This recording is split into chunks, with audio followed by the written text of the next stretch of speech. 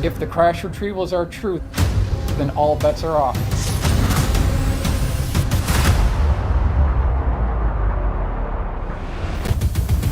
It's very hard for people to get their minds around where the real power is. And it's not at 1600 Pennsylvania Avenue. The reality is something much more stark. They've been working on this for 60, 70, perhaps 80 years. The reason why the government is talking about these UFOs now, they're getting ready for the next level of war. Are these objects a national security concern? They're proffering a narrative of a national security threat that doesn't exist. I call them alien reproduction vehicles. They're made by private corporations somewhere on this planet. Technology from Roswell from 1947 has largely been held back from us. Portal technology, teleportation, whatever you can imagine, it's already been done. The biggest secrets are not the zero-point energy and electrogravitics. It's the science of consciousness. All their communication systems are moving through the consciousness field and are thought actuated. The people of the CIA call it WSFM, weird science and frickin' magic. The transdimensional interstellar technology will benefit humanity. There has been tremendous disinformation. The media is keeping secrets with the government. These are lethal, vicious people. And I'm focused on exposing the extraordinary technologies that they want to keep secret. No aspect of life on Earth will be unaffected by it.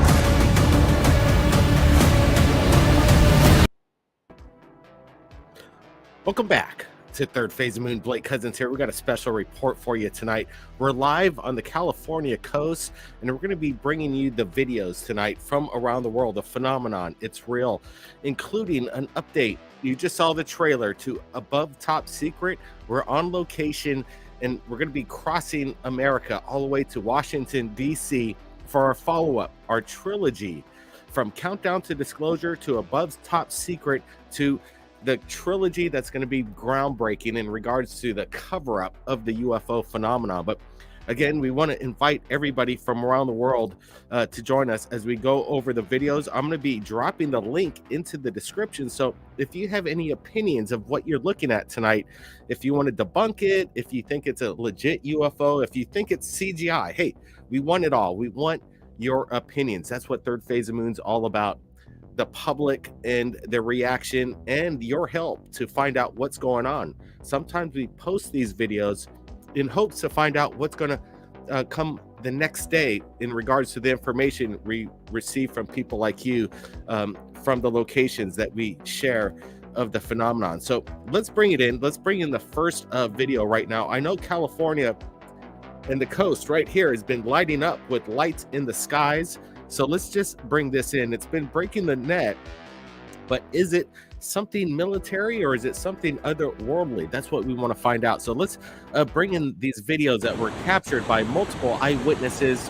Here's one shot. I'm sure you've heard of it. What was happening on the coast of San Diego, close to Baja, Mexico. But look at this stuff. Multiple camera angles of these strange lights that we are trying to find out exactly what they are. It's interesting to note that, again, people in this region seem to be mystified about what they're looking at. It seems something unusual and not random or not something mundane. This is something that is out of the ordinary of what we're looking at. Again, multiple lights light up, and what we're hearing from military, they're denying any kind of activity. They're saying it's not theirs. Let's put it that way. The police, we contacted the police in San Diego. They said they have no idea what it was either, because again, the military's confirming that it's not them.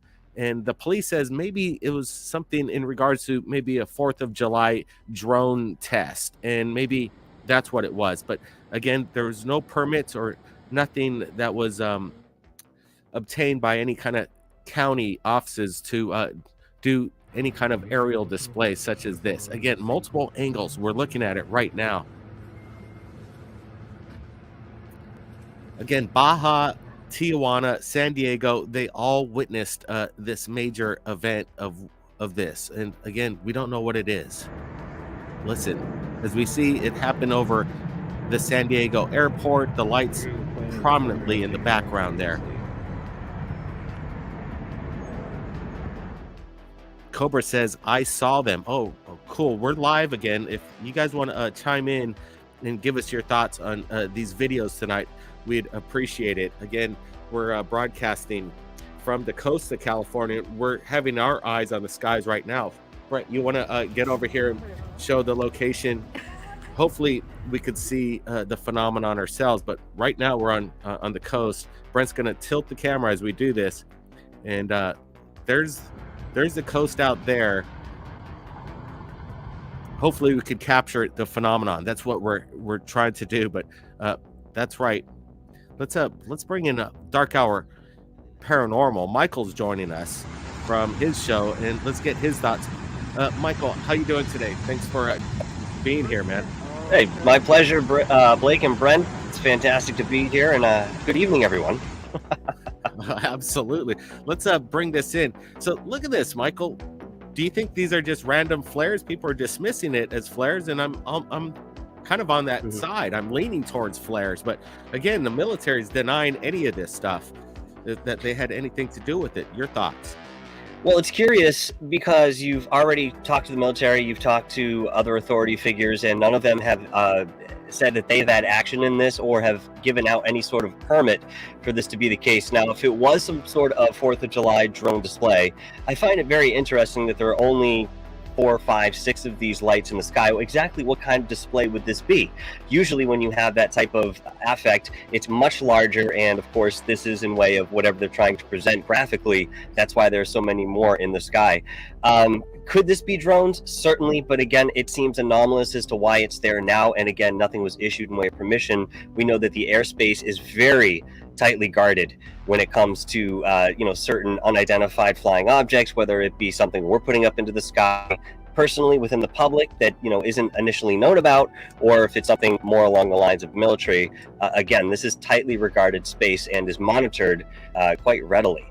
So my first thought looking at this configuration, you saw the 3 lights there, and of course our mind races to something familiar like the TR-3B. Certainly I don't think this is the case moving forward. We're seeing the appearance right now of all these other lights there, and they sort of tend to come into existence, and this does have the characteristic of a flare. But again, if nobody's owning up to that sort of thing and they're very stationary, I can tell you one thing right now: it doesn't seem to be any type of firework I've ever seen. It's interesting to think about, because some people will dismiss it immediately as a flare or flares. But then again, flares have the indication of kind of smoke, and you kind of see parachutes and they kind of undulate as they go down. And these kind of remain stationary, but then they blinked out as flares do as well. So I think we need to find out a little bit more, see if the military maybe might come clean in regards to maybe they were doing some secret military exercise. I wouldn't put it past them. But Gary Underwood with the $10 super chat, appreciate that. You guys are awesome. Thank you so much.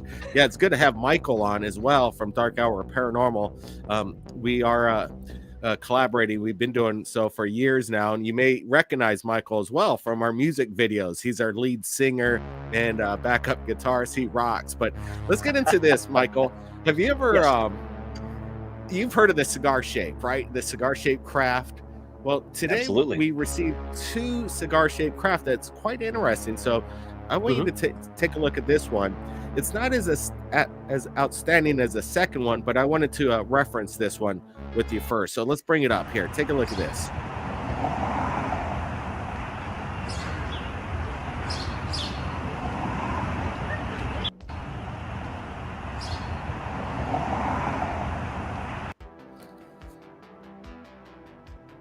It's a quick shot, but again, what's your thoughts on your first impression? Some people might dismiss it as a kite.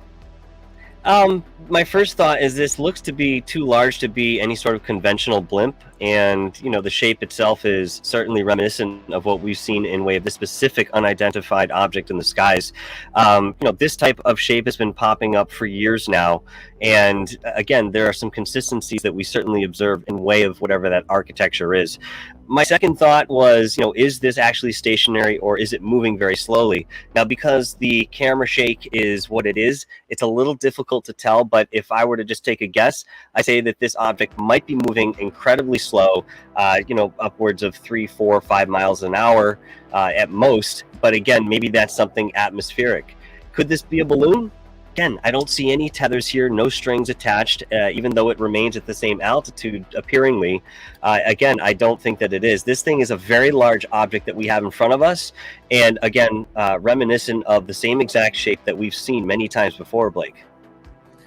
You're exactly right, Michael, because the fact of the cigar-shaped shape in itself has been reported for over 100 years now. The military has been in close contact with the cigar-shaped phenomenon. That I think is a Franklin D. Roosevelt in 1958. They witnessed this massive craft that resembled the cigar-shaped craft that we're looking at right now. But they also had portholes, and they would see like figures looking through back at the military guys aboard the battleship. So again, interesting stuff. Johnny D, cigar-shaped ship. Absolutely. Thanks for the super chat, Johnny D. It's interesting because here's this next video, and this one it gets super clear. That's what I like, these broad daylight sightings. But when you get the clarity, like again, it's not easy to capture this. This one so happened to be captured from a moving vehicle and only had a moment of opportunity that lasted for a few seconds, but they managed to get the shot before it got out of view. So again, take a close look at this one, Michael.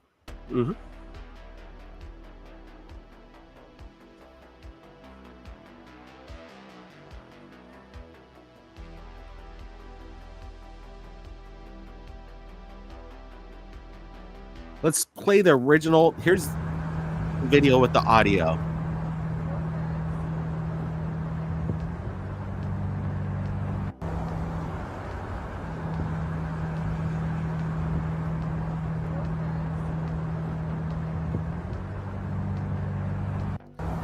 So I'm kind of digging this one because, again, it only lasts for a few seconds, but it is pretty clear. People complain about UFOs. Why is it always shot on a potato?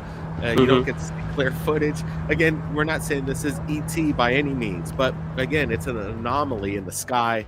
Look at this as we get a really close-up look at it.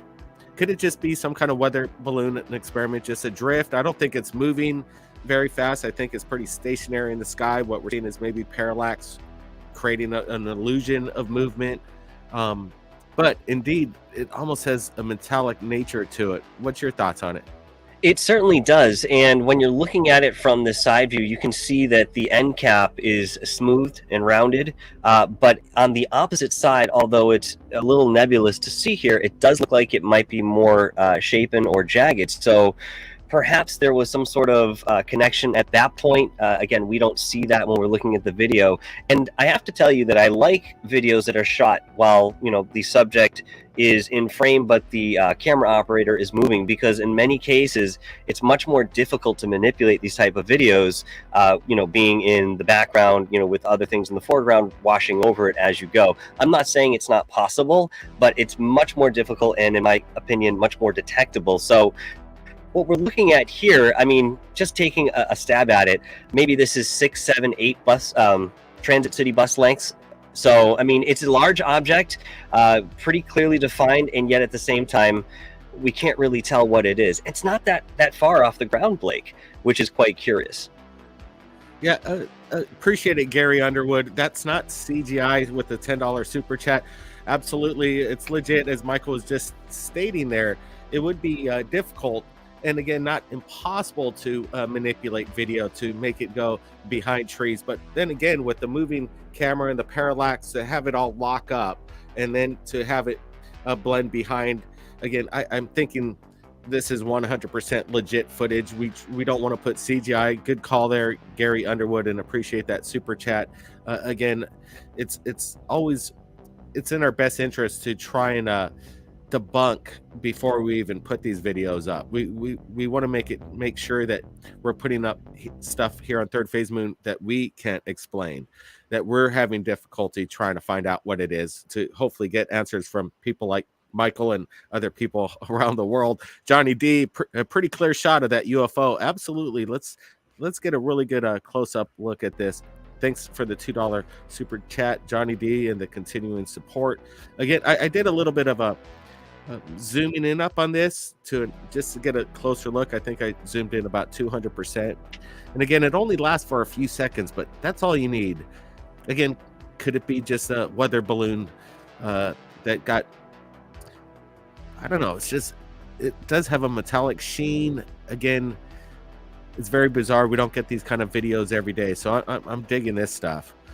Michael, so you live in Boston, right? There's a lot of people that work on the coast. They're fishermen out there. I'm sure you've heard of strange lights in the sky from the locals out there. Do you think a little bit has to do with maybe possible civilizations that live underneath the ocean? Well, the curious thing about this is that many times that I've talked to people who have reported sightings here on the eastern seaboard, in some shape or form, it's close to a military base of some sort, whether this has been purported to be official or something more in the realm of conjecture. That, of course, is something that we have covered extensively, out there on the West Coast. You guys have many of these bases, and it's been affirmed in many different ways that, some of these objects tend to appear above those grounds or within the vicinity. And again, it's no different over here on the eastern coast, the eastern seaboard, I should say. So, yeah, I mean, when you, again, look at these type of sightings and you talk to people who've had these experiences, you're looking for the similarities to create some sort of continuity in way of believability and theory. And at the end of the day, you'd rather have a theory over a postulation or some sort of hypothesis, which is basically how a lot of this begins. We're guessing it could be this, it could be that, it could be us, it could be them. And yet it's not necessarily a nice, solid, rounded theory. But again, in investigating those continuities and bringing them together, that's when you start to create a theory that it might be one source or another. And in this case, it's all over the planet. We're witnessing these type of activities. So, who knows what tomorrow will bring. Absolutely. This one's pretty cool because Brent found this video and we were looking at it both together before we put it into the timeline, and we were discussing whether we should put it up. And I'm thinking this is pretty fascinating because I like the eyewitness testimony behind it. I like how, again, the camera person was shooting it, and they have their own personable reaction to the craft, and you could hear it in their voice, thus making it very authentic. So guys, watch this.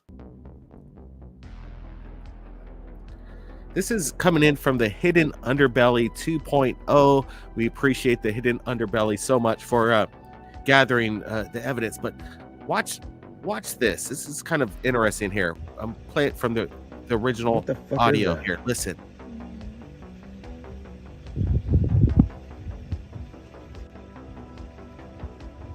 Whoa, what is that?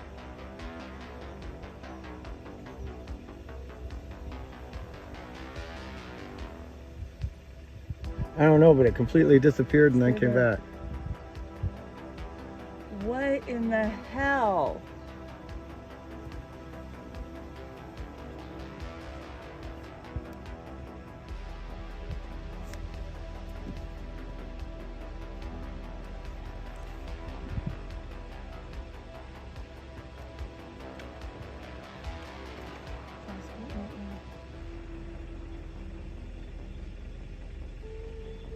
Now it's disappearing.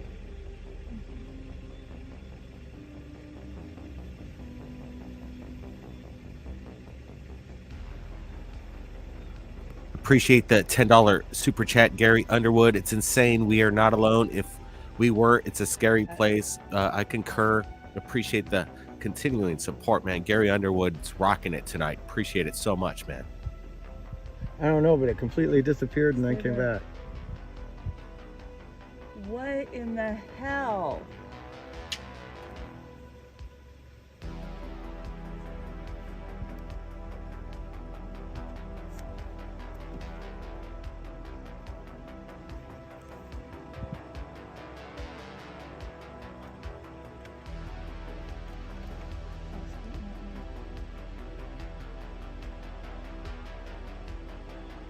Now it's disappearing.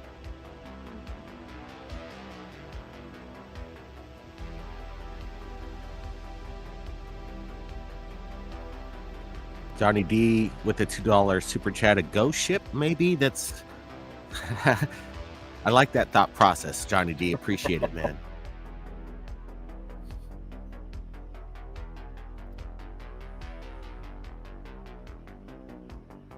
It's interesting that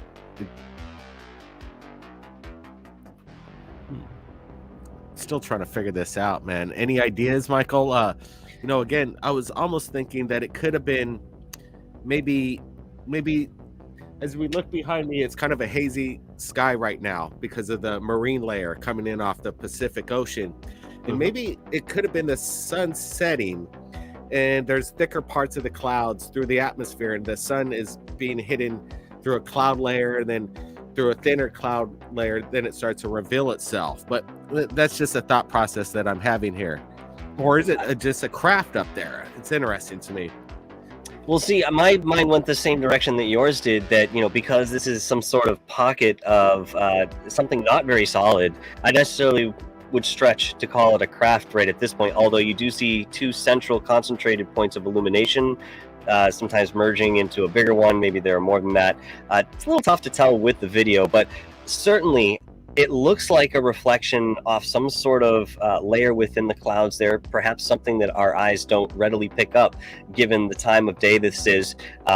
Perhaps the certain rays are just hitting this pocket perfectly and you're actually watching some of that movement. It's just a weather phenomenon that we may not be fully aware of, or very seldom happens where we see it. That being said, if it's not what we're just describing here, then perhaps it's something more esoteric.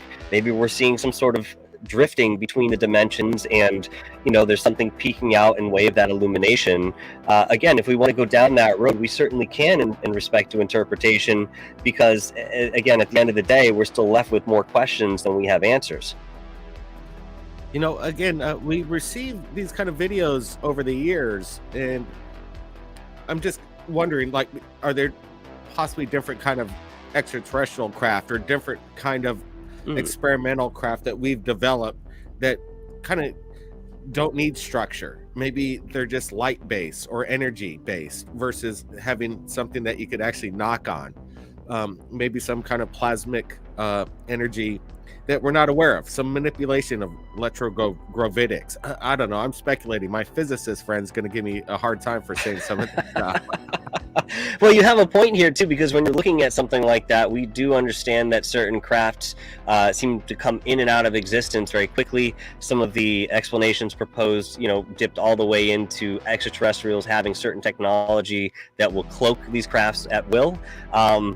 Maybe we're seeing in a video similar to this, or the one that we're looking at now, that manifestation or that grouping together of energy or dissipation of it, wherein a craft is coming in and out. What I'm used to seeing with that sort of transition, at least purportedly, is a right degree turn, some sort of 90-degree turn wherein you're shifting into that dimension. Now, this is straight across as far as we can see, but we don't know the actual geometry within it, just looking at it directly in this video, but it may be there. It certainly could be, and again, it could be, like you say, there is an atmospheric disturbance. I see again a little cloud layer, but maybe we're not seeing the craft itself. Maybe we're just seeing the illuminated lights. Interesting on how it changes shape there too. It's bizarre on how it just morphs in its dimensions. Val J with the 99-cent super sticker, appreciate that so much. Wow, what an incredible array of videos we received while on this road trip, and I'm super stoked that we're able to bring the information as it comes in, because it's important that we continue to do this, even though we're working on our new documentary. The UFOs continue to come in, and it was good bouncing back and forth with you, Michael, on this subject matter and going over some of the evidence tonight. Appreciate it, man. What do you got coming up? Well, first of all, thank you very much. The chemistry is always, akin to what we would expect when we get together and work on this level. So thank you for the pleasure and privilege to do that. This week, I have a couple guests coming on Dark Hour Paranormal here on YouTube. Look towards Wednesday. We'll have a show at 8 o'clock p.m. Eastern Time, as well as 11 o'clock p.m. Eastern Time. And what follows between those times, I'll definitely keep you up to date. In the meantime, keep your eye out for another trip out to Montauk, New York. We're going to go over and cover Camp Hero, but some of the survivors that went through the alleged Montauk Project down in August. We'll be there mid-August filming this documentary. It's a follow-up to the Montauk Enigma that is on Dark Hour Paranormal. Once again, Blake and Brent, thank you very much for having me on the show tonight. It was an absolute fantastic time. Absolutely. And the Montauk Enigma, as you say, it is it's great. It's amazing. You do such great work and you shoot on location, and I'm looking forward to your second follow-up of the Montauk Enigma. And I know you're going to be ready with your team, and you're going to get on location. And it's a heavy subject, that Montauk, and it goes down the rabbit hole, and I appreciate that. Gary Underwood, just because you're so awesome, appreciate that with another $10 super chat. Man, appreciate it. Gary Underwood really stepped it up tonight, as well as everybody who joined us. You know, it's amazing on how this rolls in real time. And I love doing these live real time shows, going over the evidence and having people in the chat give their opinions of what's going on. And again, we're working on some music with Dark Hour Paranormal. Yep. We're working on their second album, and everybody loves the hit We're Not Alone. So we're going to close it out with that, Michael. And you be safe out there. And, likewise, boys. Thank you. And we'll be back here real soon. Everybody be safe. We'll see you real soon. And remember, we're not alone. And between the lines is where they reside. No reason to fear. We know who's here. The narrative falls, trickle through the years on everyone.